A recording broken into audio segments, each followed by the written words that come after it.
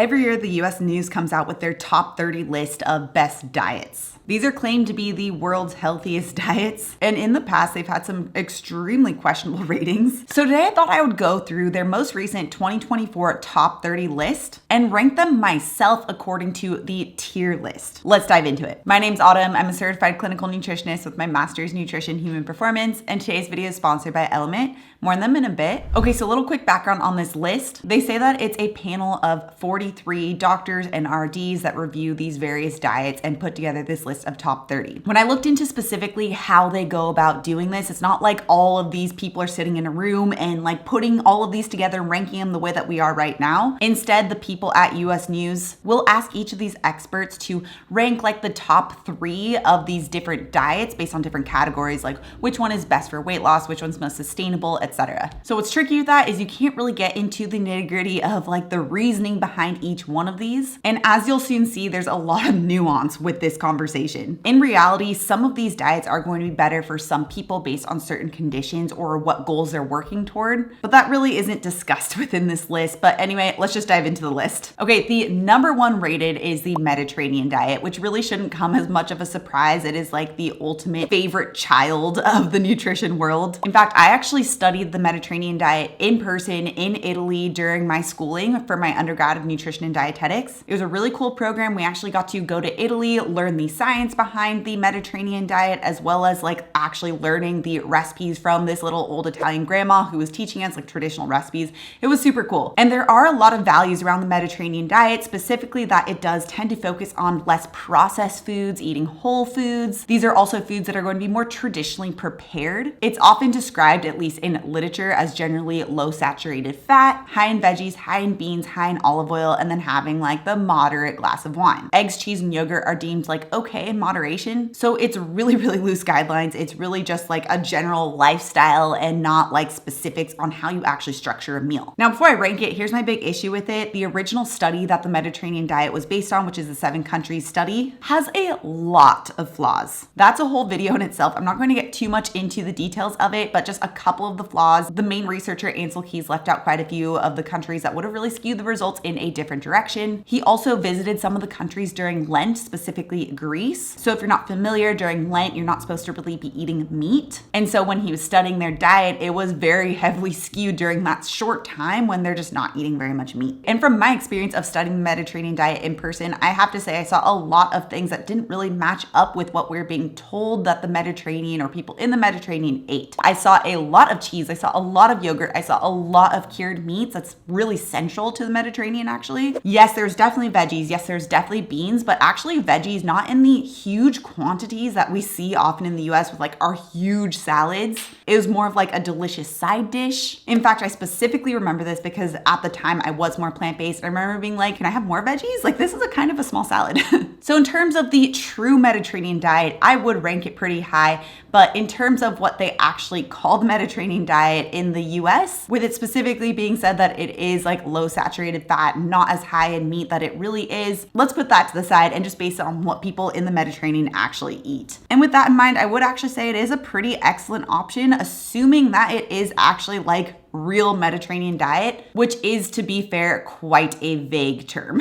I might do more of a deep dive on the Mediterranean diet specifically. This is a whole rabbit hole in itself. So if you want that video, let me know in the comments below and I'll definitely make that one. Okay, next up we have the second highest ranked one, which is the DASH diet. So the DASH diet stands for Dietary Approaches to Stop Hypertension. And it essentially recommends a lot of whole grains, a lot of veggies, a lot of fruit, lean protein, low fat dairy, and making sure that you really limit salt as well as saturated fat. Although it also does recommend staying away from added sugar, which is a huge plus. Now there is some good to this. There is also some misguided. Lean protein specifically, like chickens or various poultry, are some of the more nutrient poor proteins. I did a whole video deep dive on this. If you want to check it out, I'll have it linked right up here. So in terms of nutrient density, which is what we are really doing when we're trying to eat, get the actual nutrients from the food, that's not the best option. I love the whole food recommendation. That is very important. The less processed that we can eat, the better. But I'm not a fan of the low fat recommendation. In fact, that is something you'll see with a lot of these diets that that we're going to go through, so I'll touch on it a bit here. Low fat, especially low fat dairy, is just nutrient poor food. We need fat soluble vitamins, which are located primarily in the fat. And in fact, there has been research specifically on full fat dairy versus low fat dairy, finding that whole fat dairy is not only not associated with heart disease, but it also can help prevent against obesity. There's also some tricky research around sodium, where more recent research is showing that low sodium diets can actually cause more harm than good. And in fact, most people tend to do better with between 4 to 6 grams of sodium, which is a lot more than the DASH diet recommends. So considering the DASH diet does focus on more whole foods, which I am a big fan of, it's not necessarily a bad option, but there are a lot of things that could work on, like incorporating better sources of protein and accounting for the fact that salt is not the terror that we once thought. I'm going to put it in like the borderline good and great. Which, speaking of salt, I want to pause and give a huge thank you to today's sponsor, Element. Element is an amazing electrolyte company that was specifically created with intermittent fasting, whole food eating, and athletes in mind. It actually contains the sodium, magnesium, and potassium to help replace lost electrolytes, all without having any sugar. And like I mentioned, salt is really important. We actually tend to need more than we think, especially when we're eating whole food diets. We tend to eat a lot less salt than we realize. And salt and sodium is needed to help send signals from our brain to the rest of our body. It's important for muscle contractions. In fact, too little salt can lead to things like headaches and low energy and muscle fatigue. I've been taking Element every day for the past like 3 years or so. I feel so much better on the days that I take Element. When I forget to take Element, which is rare, I do find that I get a little bit headachy or low energy, particularly around 3 p.m. But Element makes it super easy to make sure that I'm getting my electrolytes in because it tastes so good. They have a ton of different flavors that have 0 sugar, like their grapefruit salt or raspberry salt, but they also have their new limited release chocolate medley, and each box comes with 10 chocolate raspberry, 10 chocolate chai, and 10 chocolate mint flavors. It's really great served with hot water for cold days.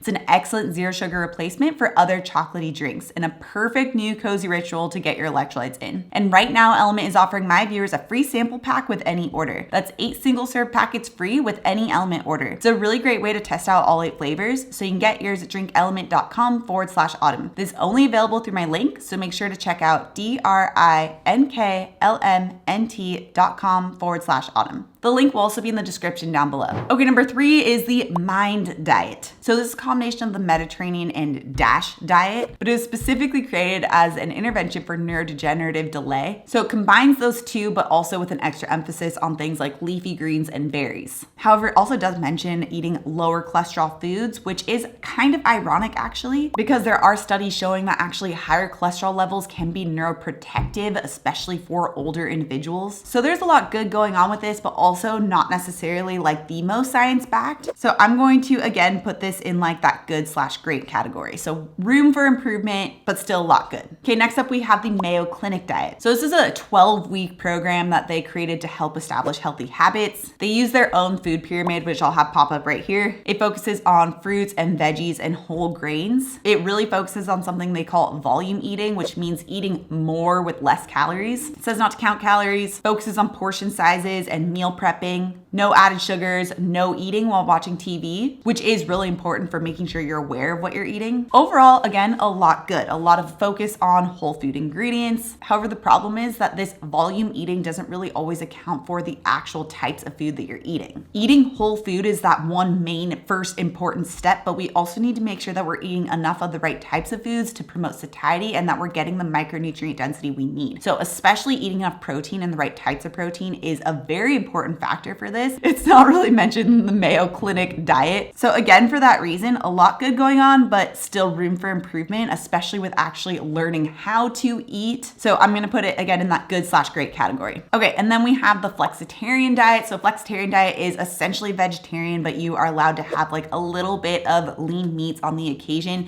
pretty much just usually like fish or chicken. Instead, you eat a lot of tofu, a lot of beans, a lot of lentils, a lot of veggies. The diet is promoted for heart health as well as balance. However, it's important to note that a lot of recent research has shown that eating meat, especially red meat, doesn't actually have an impact on heart disease, stroke, or type 2 diabetes. There's also the issue of when you eat a lot less meat or a lot less animal products, it's going to inherently be less nutrient dense. You're going to miss out on a lot of really important nutrients like vitamin B12, zinc, and iron. These aren't things to scoff at. These are things that we need to have in our diet, cannot be ignored. So for this reason, because meat specifically is like minimized, I am going to put it in like good-ish. You're still allowed to have some meat, but not really that much. And it still does focus on less processed foods, which is great. But again, you're missing out on very important key nutrients as well as high quality sources of protein to prevent hunger, keep muscle, and help prevent osteoporosis. Okay, number 6 is Weight Watchers, which I cannot believe that this is like the top 6 rated one. I have a lot of beef with it.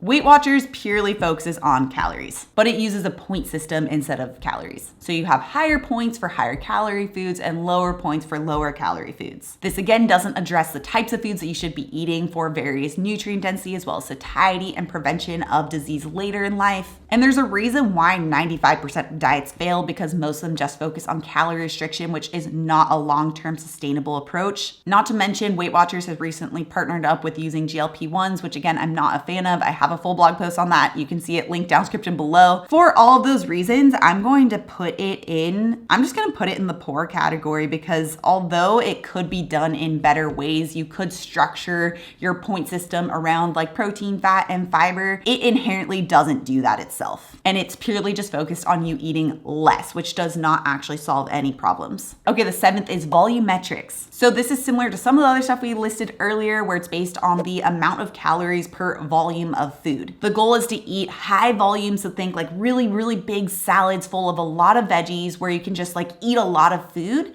but it's inherently going to be low calorie. The goal is to make sure that you can feel full because you're eating so much food, but it's going to be low calorie, so you eat less. Again, we go back to the issue of when you're just focused on eating like a high volume, which inherently leaves out some of those more protein dense foods like eggs and milk and meat. It's not going to provide the long-term satiety. So you get the initial stretch mechanism within your stomach of all that fiber coming into your belly, which will make you feel full in the moment. But as soon as that passes into your small intestine, you're missing out on the protein and fat to help raise our satiety hormones, peptide YY and CCK. So you won't feel full for a long time. So it doesn't inherently say that you like can't eat meat, but it does focus on just eating like a lot of low calorie veggies. I'm going to put it in that same category. It's like the good category. It's much better than eating ultra processed foods, but it's not necessarily, again, addressing all issues. Okay, and then we have Dr. Weil's anti-inflammatory diet at number 8. So his guidelines are very close to Mediterranean, whole food, unprocessed, with a big focus on omega-3 fats. He's a fan of fresh food, organic, and he has these 16 food groups, which I'll put right here, and he recommends eating from these various ones. So it's actually very similar to the Flexitarian diet, but with like a Mediterranean twist, although it does also greatly limit animal-based proteins, and it's still going to be pretty low in protein. And considering 46% of older adults are not even hitting the bare minimum amount of protein, that is so important for strength as we age, as well as preventing falls. That is a huge issue. So I'm going to put it in that good/great category. I don't know, the fact that it really greatly limits a lot of animal proteins makes me want to put it more in the good and less in the great. But I do love that it focuses on quality, which is important too, but I'm still going to put it in the good/great because the limiting of animal protein is such a big deal. Number 9 is the TLC diet, which stands for the Therapeutic Lifestyle Changes diet.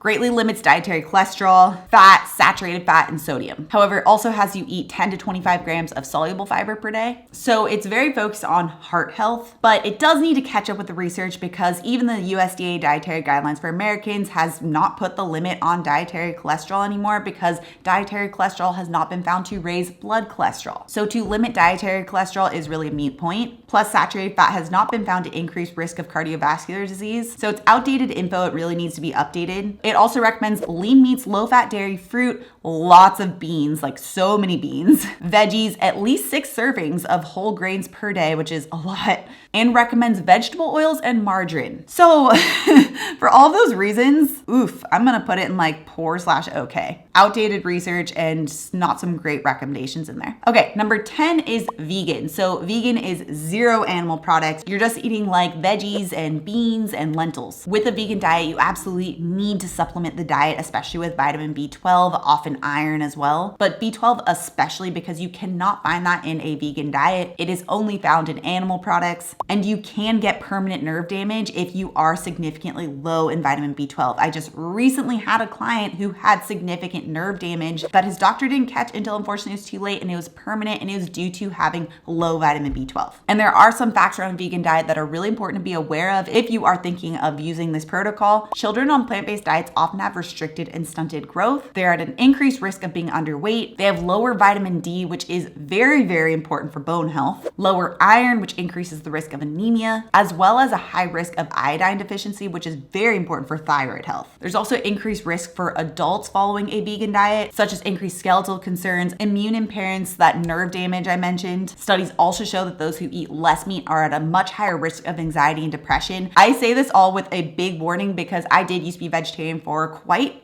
a lot of my life, and I was vegan for a short part of my life, and my gut health and my mental health really suffered. I also had scary low vitamin D levels at 14, which is really bad. There are some people who do better on a vegan diet, and there are some people who just absolutely, in fact, most people who just do not do well on a plant-based diet, even when it's well structured. So if you do plan on trying out a vegan diet, just please make sure that you are really well structuring it. You're taking the proper supplements. You're also having enough protein with properly soaked and cooked beans and lentils. There's a lot that you need to make sure that you're doing your research on how to properly eat to get everything you need. Nutrient deficiencies are no joke. They can really impact every aspect of your life. So for all those reasons, you can do it right. Most people are not. It is very difficult to actually well structure a diet. You have to do your own cooking and a lot of cooking and a lot of prep. And from my experience of working with people, that is not realistic for most. It also is lacking in a lot of nutrients. So because you can do it in a okay way, I will put it in the okay category. But again, that's really only assuming that you're going to do it the right way. Okay, now off that soapbox, next we have number 11, which is the Ornish diet. This is also mostly vegan. It allows some non-fat dairy and some eggs. It doesn't restrict calories, and it does focus on unprocessed foods. It also promotes taking fish oil, but only 10% of the diet comes from fat.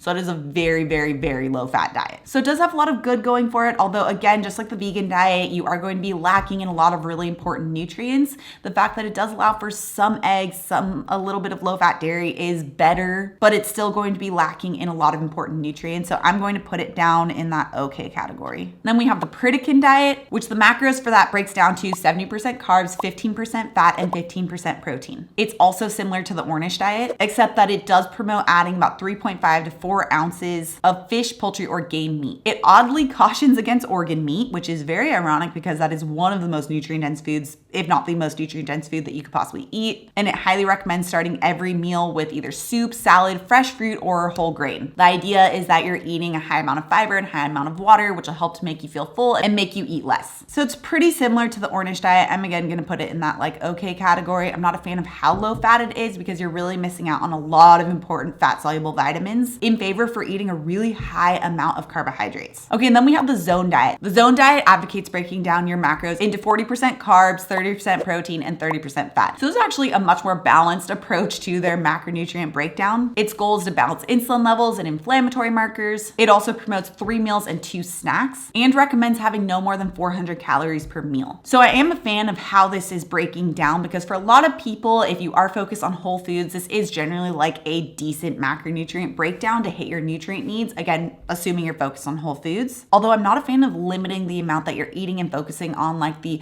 3 meals, 2 snack structure. This has actually just been found to make people feel more hungry than just eating 3 full meals and eating until satisfied. I also am a fan of the fact that it does promote a higher protein intake if you are going to get it from those more nutrient-dense sources of protein like red meat, because that is where you get the vast majority of your micronutrients, and it's also going to promote satiety so you feel full and satisfied. So really my one main beef with it is that it does recommend having 3 meals and 2 snacks, which isn't great for satiety. It's also not great for gut health purposes and getting the gut rest. I'm gonna put it in that like good/great. I'm gonna put it above. I'm gonna put it in great purely because it does help to increase your protein intake, which is so important and so sorely lacking. Okay, next up we have Noom. Noom really is just essentially another tracking app. They are really focused on having you track everything and choose foods from their green category and stay away from like the higher calorie food section, and they have it in their like orange and yellow category. Tracking in general is just time consuming, it's unrealistic, and it still falls in the same traps of just simply eating less. It doesn't really teach people how to properly eat the right types of foods and eat until satiated and get the right types of micronutrients. So for those reasons, I'm gonna put it on par with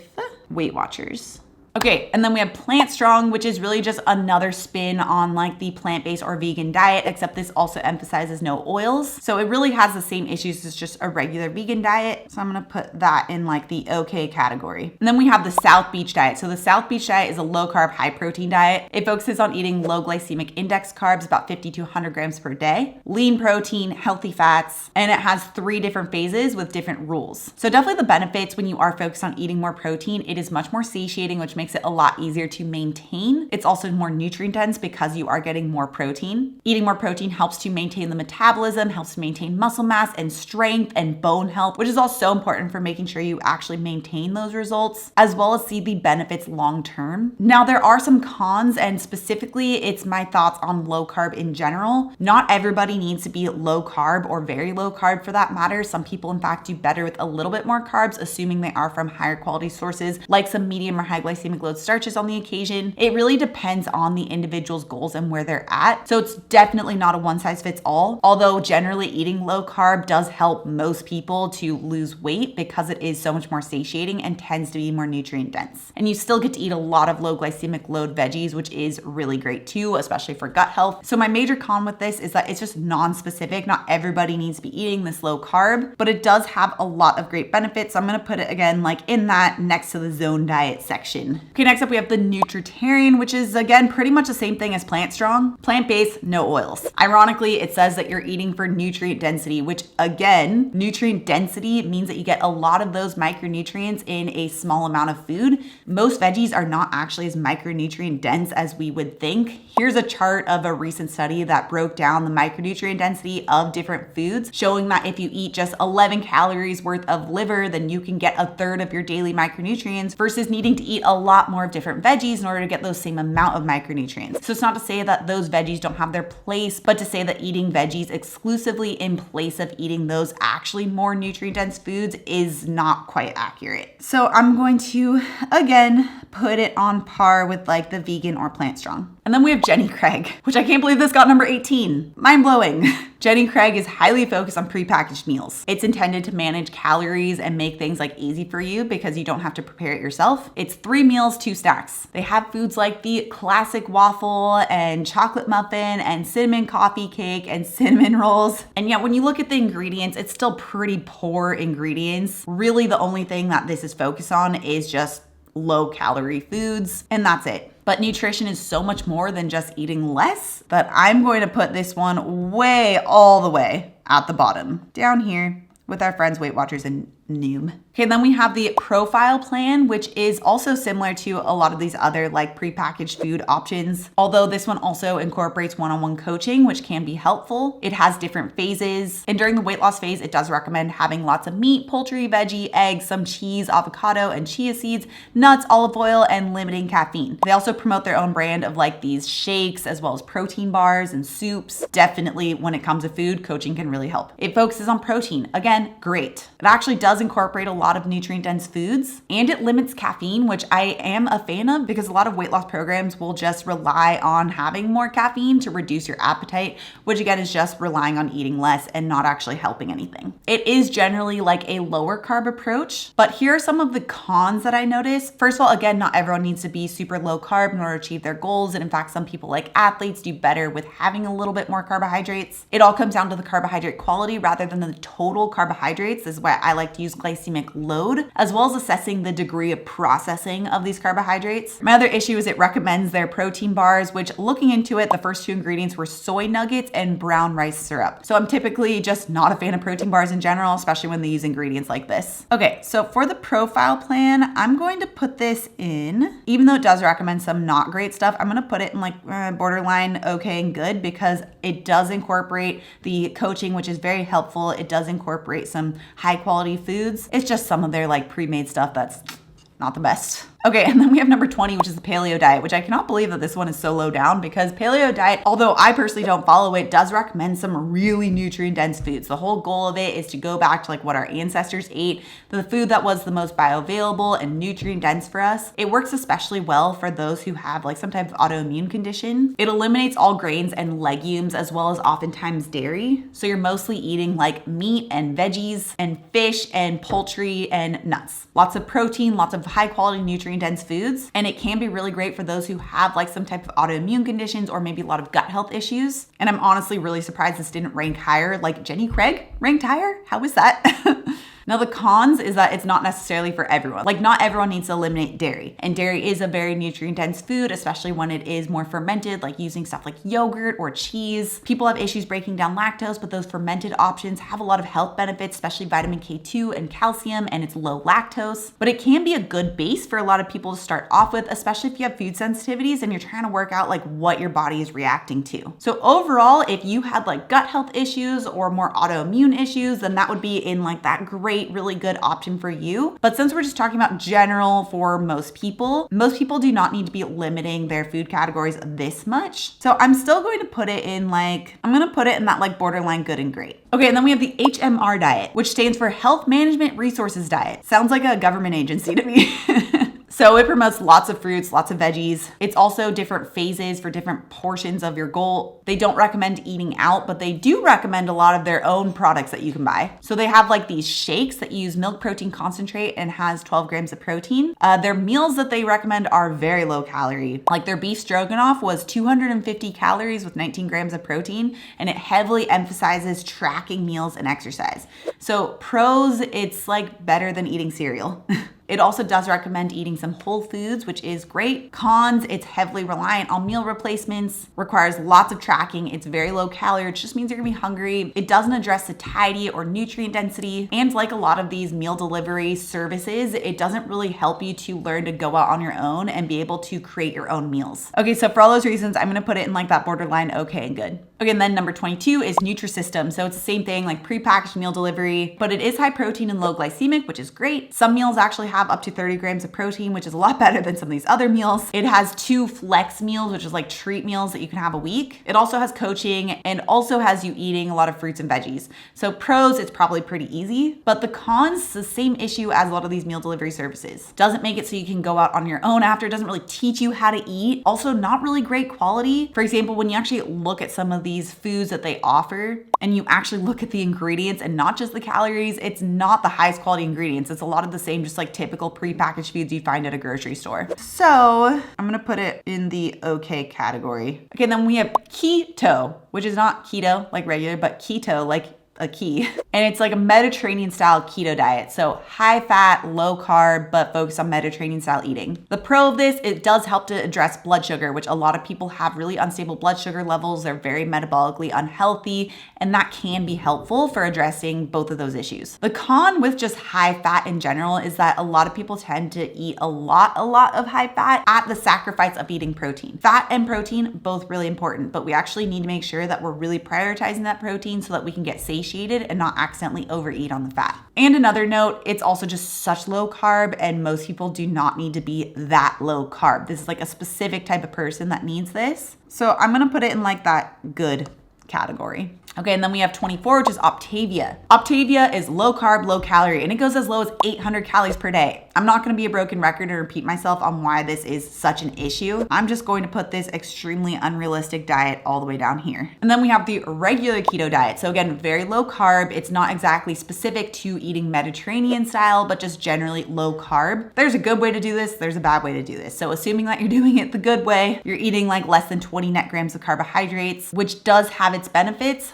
But again, not everybody needs to be that low carb. So for the keto diet, assuming you're doing it the right way and actually eating some protein, I'm going to put it in the same category as the keto. So it's like good, like borderline okay and good, because most people do not need to be that low carb. And then on that same vein, we have Atkins at number 26, which is also low carb, but also high protein. So it does actually encourage fatty meat, which is the much more nutrient dense meats. And I think it scored so low specifically because of this. Again, this really just comes back to a misunderstanding on the data around meat and saturated fat, and thinking that like still saturated fat does cause heart disease when we have seen multiple meta-analysis that is not true. So my thoughts on Atkins in general, it will help to keep the muscle, which is important. It is generally going to be more nutrient dense, although it does have a lot of the same issues of the prepackaged food that some of these others have. It is one of the few diets that actually promotes eating more high quality protein, which is great. Also is not something that most people people need to be sticking to in order to achieve or maintain their results or live a healthy lifestyle in general. Because it does actually promote protein and covers all those micronutrients,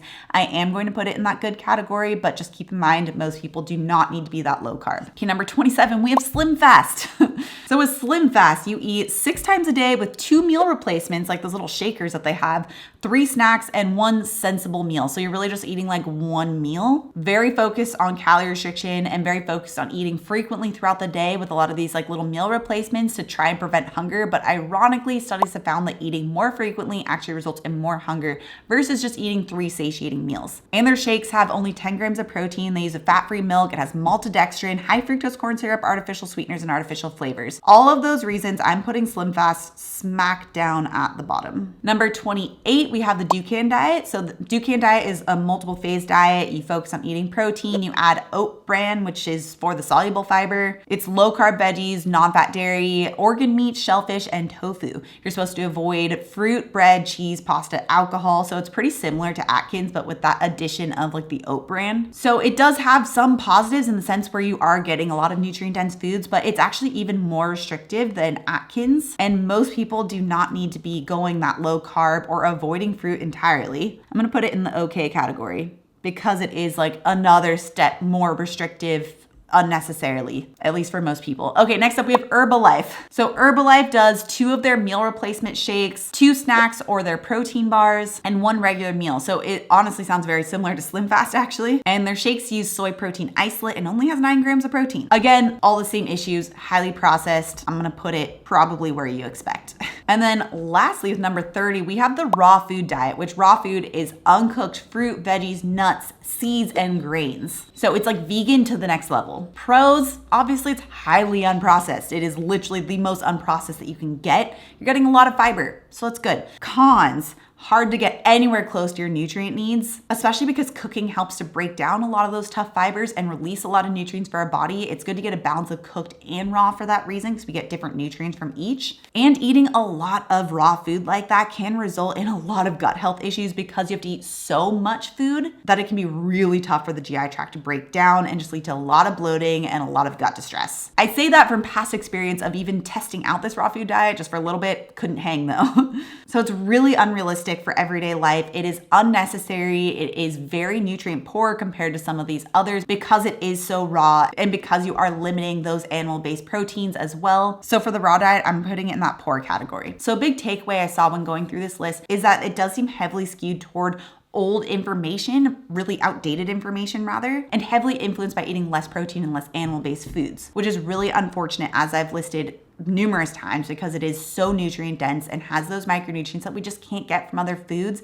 It's very satiating. It is so important for bone and heart health actually to get that vitamin K2. Ultimately, it'd just be great if they kept up with current research. And we also need to factor in that not everybody can afford or wants to take a ton of supplements when they try and cut out a lot of these animal-based products. So the diets also need to be doable in that sense too. And the biggest takeaway is that we need to help teach people how to eat. A lot of these diets don't really teach you how to eat. They might give you guidelines of food to avoid, but they aren't actually telling you like, okay, you need to structure your meal in this way. You need to make sure that you're eating enough high quality protein to boost satiety levels. You need to make sure you're also getting the veggies to help promote gut health. Like all of these different foods have different important purposes, and we need to actually teach people about each of these foods and why we need each of them on our plate and not just to load up on one and ignore the others. So what I recommend to my clients is eating protein, fat, and fiber, and that is something that can be done with really any type of dietary protocol that you choose, even if you are going to go plant-based. We focus on not counting calories, eating 3 meals because that has been shown to actually boost satiety better, as well as help promote gut health by getting the gut rest between meals and actually maximizing for true nutrient density, which nutrient density is so important to make sure that you fully understand and see examples of. So if you want to check out the video on the healthiest foods in the world that are the most nutrient dense,